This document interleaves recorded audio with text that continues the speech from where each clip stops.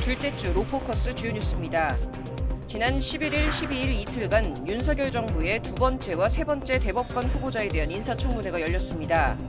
권영준, 서경환 후보자를 검증하기 위한 날카로운 질의들이 이어졌는데 쟁점들을 짚어봤습니다. 급증하는 의원 입법을 효율적으로 대처하기 위해 법제처가 지난해 말 법제조정정책관실을 신설했습니다. 활동 반년을 지나고 있는 법제조정정책관실의 역할은 무엇인지, 어떤 성과를 기대하는지 살펴봤습니다.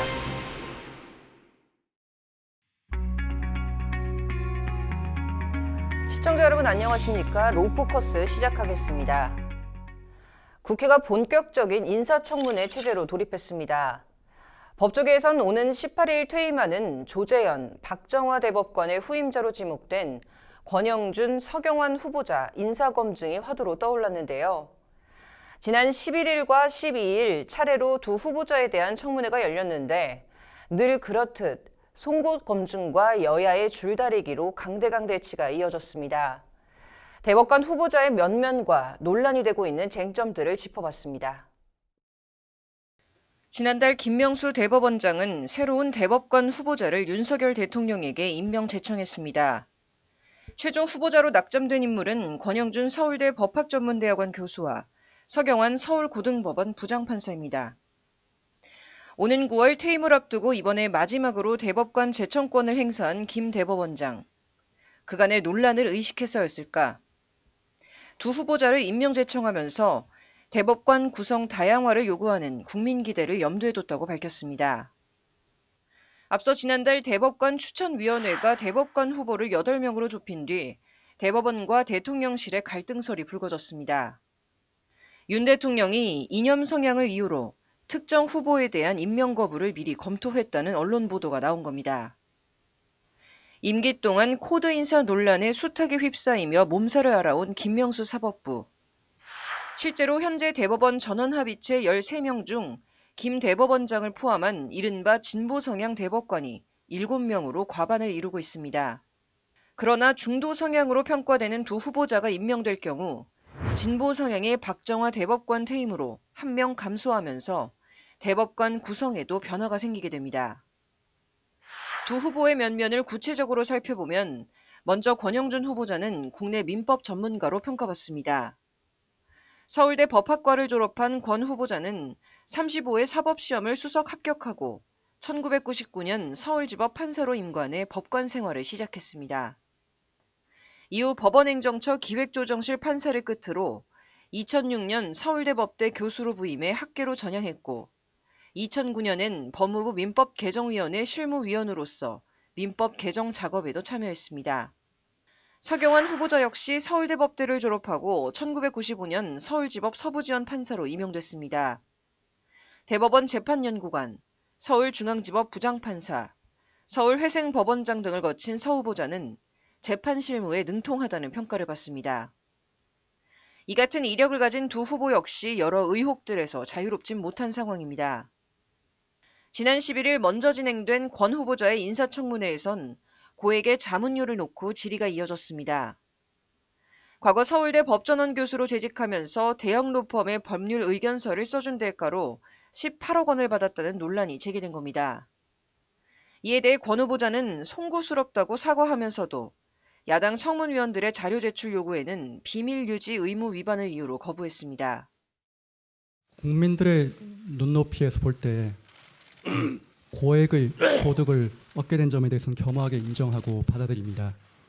송구스러움만 가지고 있습니다. 비밀유지 의무 위반 논란이 있고 또한 해당 의견서가 저만의 정보가 아니라 오히려 서 후보자에 대해선 후보자 가족이 보유한 비상장 주식이 도마 위에 올랐습니다.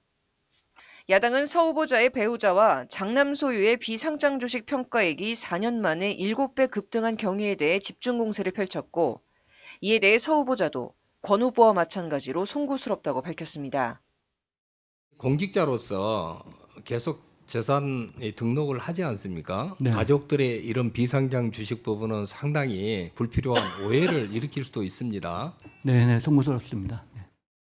이외에도 청문회에선 노란봉투법 입법을 비롯한 사형제 등 국민 법감정과 연관된 인식검증이 이뤄진 가운데 새 후보자들의 임명 동의안이 통과되면 사법부 진보벨트의 지각 변동이 본격화될 전망입니다. 법률방송 신세아입니다.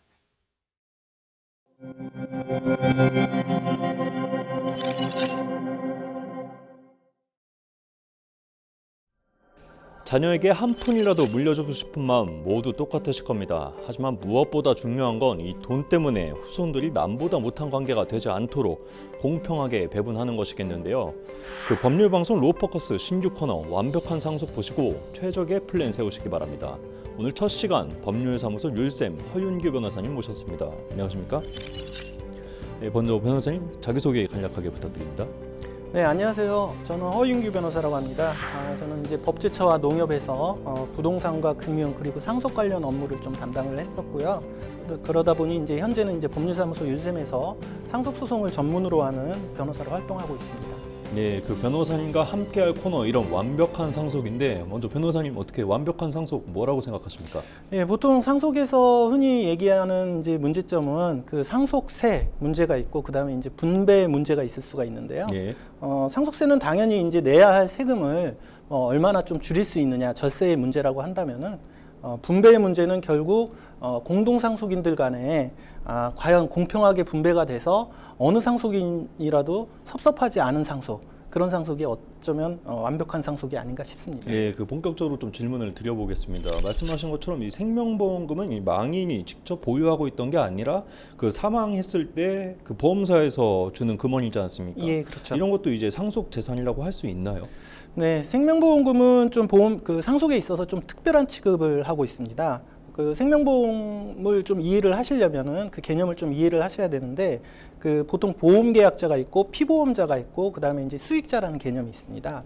보험계약자는 그 보험회사와 그 보험계약을 체결하는 사람이고 보통은 그 보험금을 납입하는 사람이죠. 네. 그다음에 이제 피보험자는 그 보험사고의 발생이 되는 그 대상이 되는 사람인데 네. 쉽게 말해서 그 피보험자가 사망하게 돼야 사망보험금이 이제 지급하게 되고요. 네. 그리고 수익자는 그 보험 사고 시에 그 보험금을 받는 주체, 보험금 청구권자를 말하는 것입니다. 네. 그래서 이제 부모가 생전에 보험 계약을 체결하면서 그 자녀를 수익자로 지정을 하게 되면 이는 상속 재산이 아니고 자녀의 고유의 권리가 됩니다.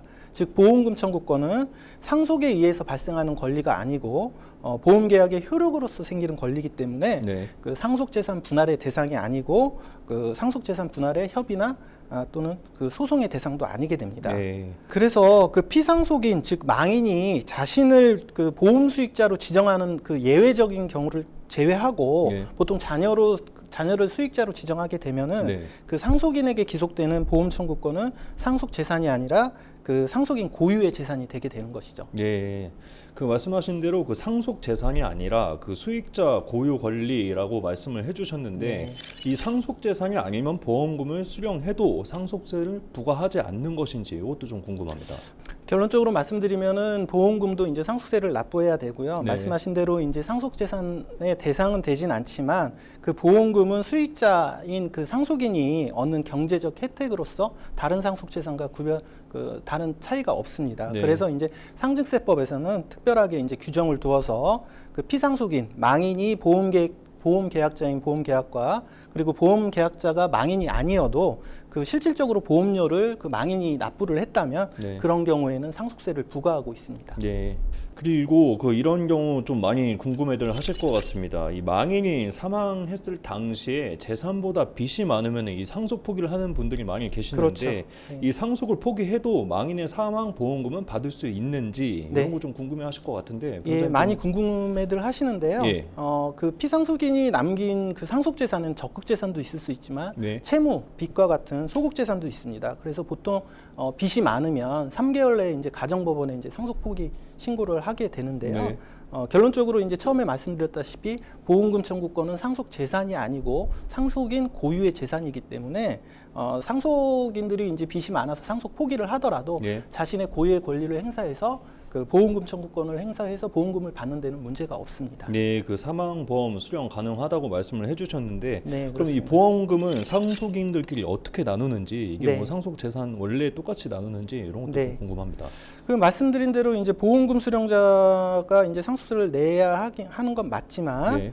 그 보험금 수익자가 이제 특정인으로 지정이 되는 경우 수익자 개념이 중요합니다. 보험계약을 체결했을 때 수익자가 특정인으로 되어 있으면 네. 그 특정인이 수령하면 되고요. 예. 그리고 보통은 특정인으로 지정하기도 하지만 법정 상속인이라고 일반적으로 적기도 합니다. 네. 뭐 그런 경우이거나 아니면 아예 이제 기재를 안 하고 지정을 안 하는 경우도 있는데 이런 경우에는 모두 이제 법정 상속인이 이제 수익자가 되고 그 법정 상속인이 민법에서 정한 그 법정 상속분대로 예. 분할해서 청구해서 수령하시면 됩니다. 네. 그리고 이제 이런 경우에 그 상속세를 내셔야 하는데 상속세는 그 상속세법 3조 1항에 따라서 각자가 받았거나 받을 재산을 기준으로 해서 그 대통령령으로 정하는 일정한 그 비율에 따라 계산한 금액을 분담해서 납부하는 것이 이제 원칙인데요. 예. 그래서 이제 보험금 수령자도 자신이 받은 그 보험금 한도 내에서 그 재산 비율대로 그 상속세를 분담하시면 됩니다. 예, 좀 알아두시면 좋을 것 예. 같습니다. 같습니다. 오늘 마지막 질의 좀 드리겠습니다. 이 생명보험과 관련해서 네. 시청자들이 좀 아셔야 될 사항이 있다면 좀 설명 좀 해주십시오. 예, 오늘 그 생명보험금은 상속 재산이 아니라 그 상속인의 고유 권리다라고 이렇게 말씀을 드려서 상속 재산 분할의 대상은 아니라고 말씀을 드렸잖아요. 네. 근데 이제 유의하셔야 될 점이 이게 이제 상속 재산 분할 대상은 아니지만은 이 상속 처리에 있어서 특별 수익으로 처리를 하고 있습니다. 네.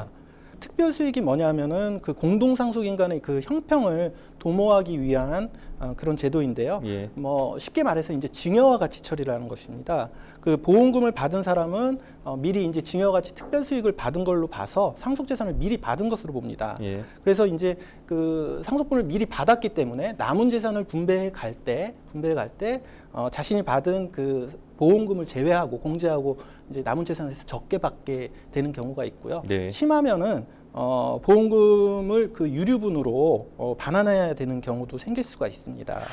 그래서 이제 우리 법원도 보험 수익자가 상속인 또는 상속인 중 특정인으로 지정되는 경우에는 그 피상속인이 그때 보험료를 부담했다면 예. 이는 곧 피상속인이 출연한 보험료 상당액을 각 해당자들이 특별 수익하는 것으로 본다라고 판시하고 있고요. 네. 따라서 이제 보험금을 받은 상속인이 있는 경우에는 그 보험금은 특별 수익으로 인정되고 상속분을 이미 받은 것으로 봐서 상속재산 분할과 유류분 청구에서 고려가 되기 때문에 네. 특별히 이제 거액의 생명보험금을 받게 되시는 분들은 어떤 법률 전문가와 상의하셔서 그 재산 분배가 공정하게 처리될 수 있게 이렇게 조언을 받으시는 걸 권해드립니다. 예. 자, 오늘 완벽한 상속 첫 시간 허윤규 변호사님과 상속과 보험에 대해 전체적으로 정리하는 시간 가졌습니다. 다음 시간에도 유익한 정보로 찾아뵙겠습니다. 감사합니다.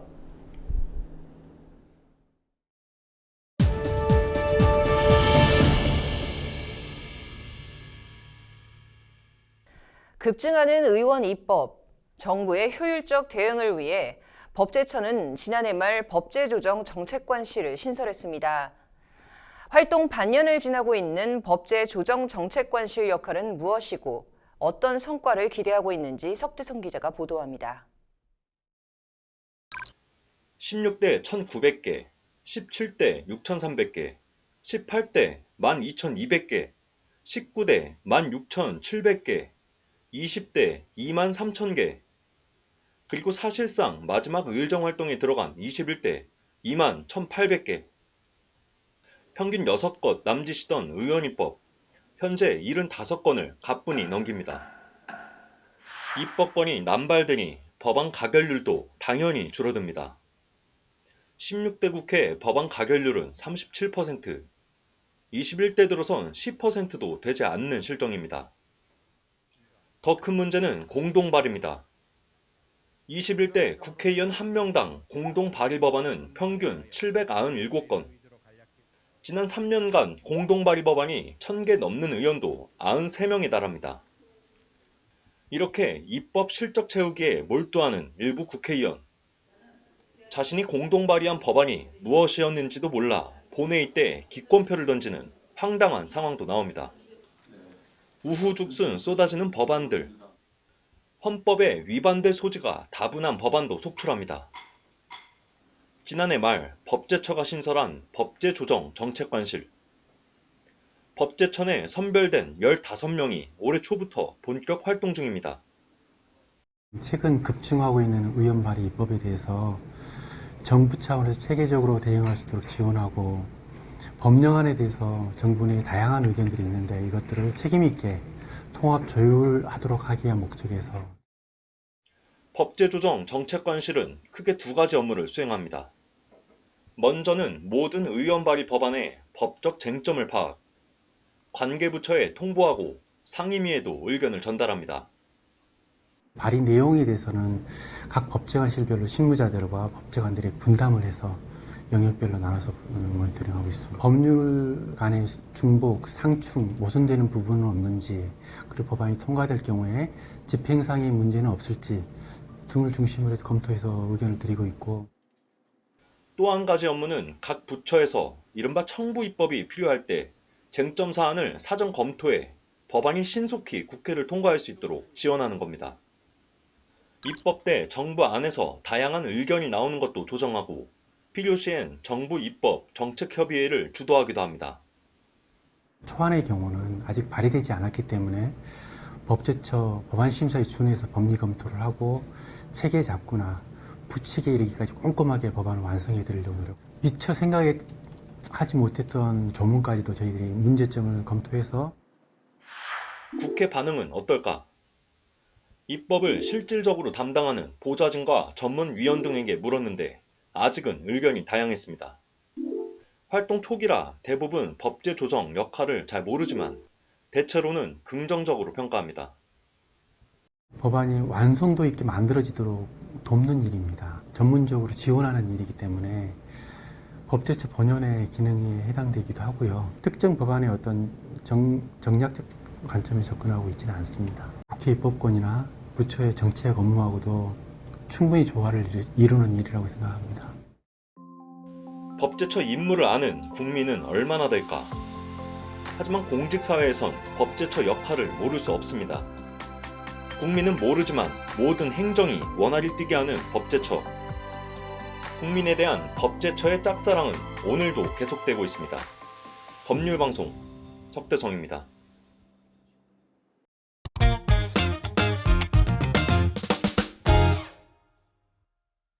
전문가가 말해주는 돈 되는 법. 최근 여신 시장에 대한 불안감이 높아지고 있습니다. 기존에도 금리가 급격히 상승을 하면서 PF 대출 사업이 중단이 되거나 자금 회수가 불투명해 보인다는 우려가 있었는데요. 최근 행정안전부는 새마을금고 예금주들의 예금을 안전하게 보호한다고 하는 한편 금융감독원과 예금보험공사와 함께 새마을금고 중 연체율이 높은 금고 30곳을 5주에 걸쳐 특별검사를 실시한다고 밝혔습니다. 과연 새마을금고 그리고 여신시장 안전한 것일까요? 이번 주 이제 여신시장에 대한 얘기 구체적으로 나눠보도록 하겠습니다. 변호사님 어서 오십시오. 네. 세무사님 어서 오세요. 네, 안녕하세요. 네, 변호사님. 행정안전부가 새마을금고 예적금을 안전하게 보호한다고 했었습니다. 근데 이거 행정안전부가 이와 같은 보도자료를 배포할 정도면 상황이 좀 심각해 보이는데요? 네, 뭐 현재로서 이제 모든 상황이 밝혀진 것은 아니지만 행정안전부에서는 우선 이제 국민들이 과도하게 불안해하지 않도록 이런 보도 자료를 이제 배포한 것으로 보입니다. 지난 이제 실리콘밸리 은행의 사례에서 보았듯 그 특정한 예금 기관이 자신이 아무리 건전하다고 할지라도 수많은 예금주들이 동시에 자금을 회수하고자 할 경우에는 사실 파산을 면할 수가 없습니다. 이는 이제 예금기관은 일정한 자금을 예금주한테 지급하기 위해서 언제나 자금을 보유는 하고 있지만 전액을 다 보유하고 있는 것이 아니라 대부분은 이제 대출 등으로 이제 자금이 운용되고 있기 때문입니다. 이번 보도자료는 우선 예금주들이 대량으로 인출하는 사태, 소위 뱅크런을 좀 막기 위한 그런 보도자료가 아닐까 뭐 이렇게 예상해 봅니다. 네, 좀 상당히 불안한 상황인 것 같습니다. 6월 29일 기준 새마을금고의 연체율이 무려 6.19%라고 알려지고 있는데요. 다른 상호 금융기관의 연체율 2.22%를 비교를 해봤을 때 3배 가까이 초과를 하는 상황입니다. 이와 같은 상황이 발생한 이유 중에 하나로 규제 차이 이야기도 나오고 있어요. 어떤 내용인가요, 선생님? 네, 그 일반적인 금융기관들, 저희가 알고 있는 은행 같은 기관들은 금융위원회의 감독을 받게 되어 있습니다. 그 실무적인 내용들은 이제 금융위원회라는 곳에서 권한을 위탁받은 이제 금융감독원이 수행을 하고 있는데요. 그런데 새마을금고 같은 경우에는 주무부처가 이제 행정안전부로 좀 다른 기관입니다. 금융위원회 대신에 행정안전부에서 지금 감독을 하고 있거든요. 그래서 이는 새마을금고법 제1조에서 기재되어 있듯이 새마을금고는 예대 마진을 통해서 뭐 수익을 창출하는 일반적인 은행과는 좀 다른 구조로 되어 있기 때문에 마을 주민들이 뭐 서로 간에 금고에 회원이 돼서 자금을 모으고 또 그것을 필요한 사람한테 빌려주는 일종의 뭐 조합? 그게 뭐 비슷한 성격으로 출발을 하게 되면서 이제 행정안전부가 감독을 하게 됐거든요. 그래서 참고로 옛날에 이제 개 같은 거라고 표현을 하는 건데 요즘에 운영되는 것과는 좀 차이가 있는 거고, 거기다가 농촌 경제의 곤란한 공동으로 해결하기 위해서 이제 상호 부조하는 형태가 사실상 금융기관과 유사한 형태를 가지고 있습니다. 그래서 물론 지금 이제 금융기관의 일종이 되어서 어떤 차이가 이용자 입장에서는 확 느껴지지는 않기 때문에 오히려 이제 감독기관의 차이가 큰 크다라고 말씀드릴 수가 있겠습니다. 네, 그럼 사실 시청자분들이 가장 관심을 가질 부분이 이번 행안부 보도자료 내용에 따라서 정말 내 예금이 안전할 것이냐인데요. 먼저 행안부는 금융감독원과 예금보험공사와 함께 5주간 특별검사와 점검을 한다고 밝혔습니다. 그렇다면 변호사님, 특별검사와 점검을 통한 예금자 보호 얼마나 효과가 있을까요?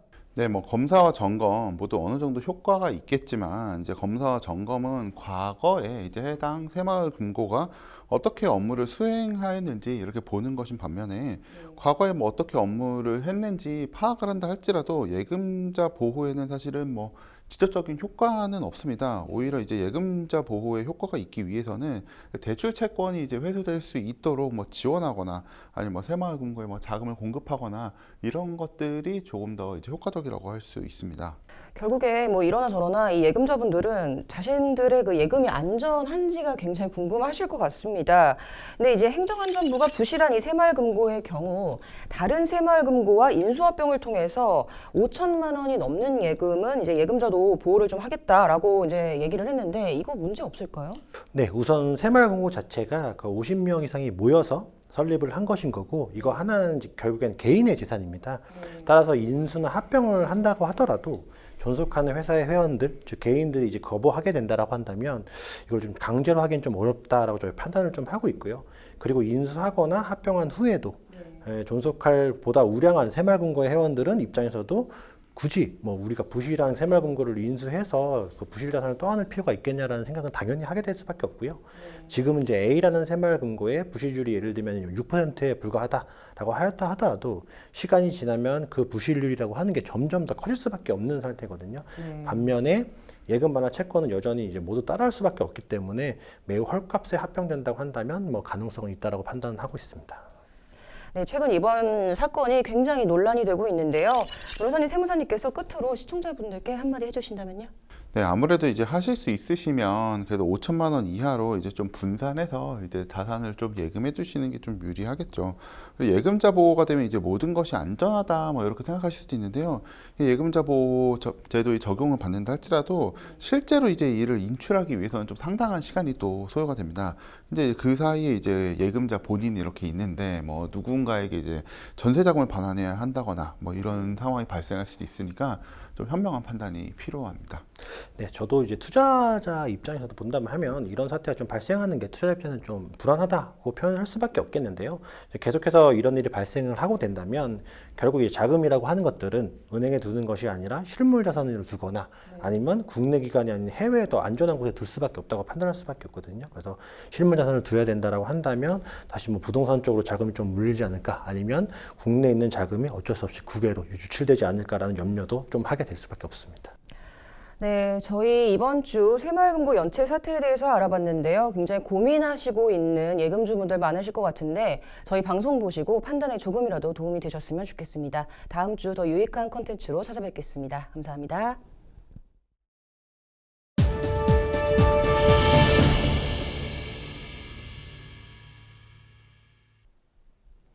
이번 주 로포커스 여기까지입니다. 시청해주셔서 고맙습니다.